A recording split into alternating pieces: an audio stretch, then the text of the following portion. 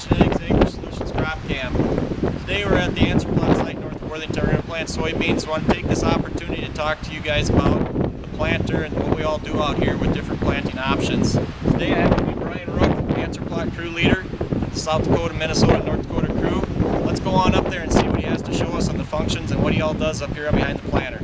Brian Rook with the South Dakota Answer Plot crew. This is a Wintersteiger planter. These are made in Austria and they're shipped over here.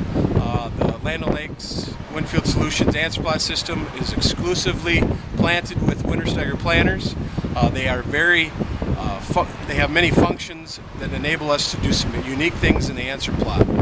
One of the greatest aspects that we feature in our plots is multiple populations across four row units, and which we can go from low to high pop.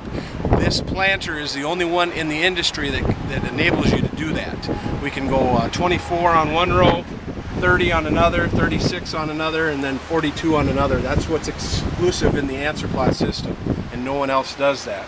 So if you look at this, the planter here, we have two top cones here. That is how we plant most of our yield trial research and then most of our demonstration stuff. Then we have these four bottom cones here.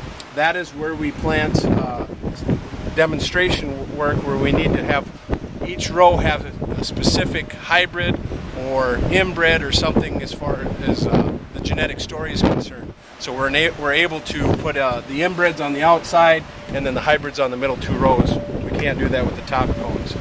Each plot is an average of about 1,000 packets. You can see we have a packet box here. 1,000 packets for our demonstration area, and then 2,000 plus packets for our yield trials. The typical site for our crew is about 16 acres. Of that, about 11 acres is actual tillable ground, and then we have quite a bit of alleyway, as most of you that have been to an answer plot have seen. So some of the functionalities, I'll show you, we have a pre-distributor here. It pops up, drops the seed down. These four cones do not have that, so you have to be a little more tricky when you do that. This planter is not like a typical planter. It actually has two units per row. For each row unit we have a side B and then a side A.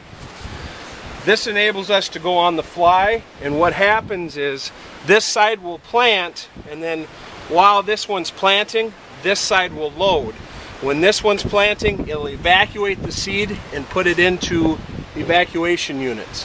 This planter is entirely ran by a vacuum system, which is driven by a PTO drive. So it needs a lot of power to accumulate the, we're running over 100 PSI to run our, not just our vacuum setup, but we also have these cylinders that need to be ran on there, and these flip from one side to another, and they all have to be ran into a sequence in order to generate the perfect sites that we have. We run, this is a John Deere Kinsey unit that we run on here with international closing wheels, and we had a pull type planter. Now we're exclusively going to the 3-point, which has enabled us to maximize our timing efforts.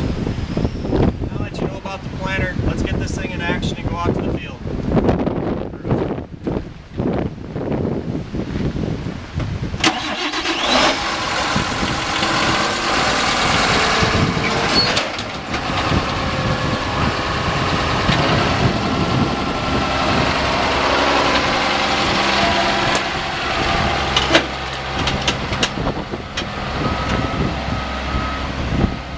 Hi, I'm Joe Olson with the South Dakota Answer Plot crew.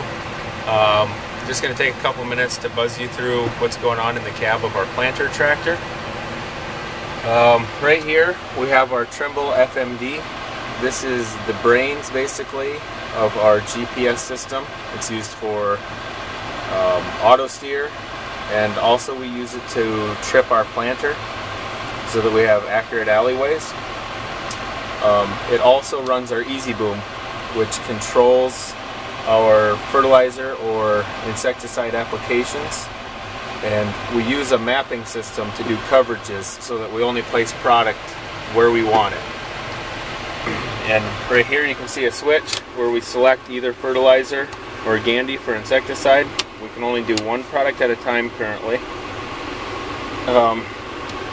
Down here we've got our rover station, and It's basically talking to our base station that we bring to the plot, and we always put that base station in the same spot so that year after year we should have inch accuracy within an inch of where we were last year. All these maps are made in a GIS system called ArcView.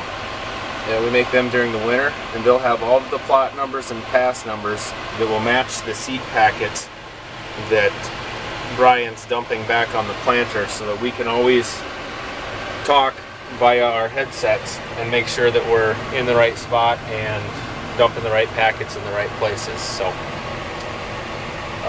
I guess that's most of what's going on here. Thanks for your time.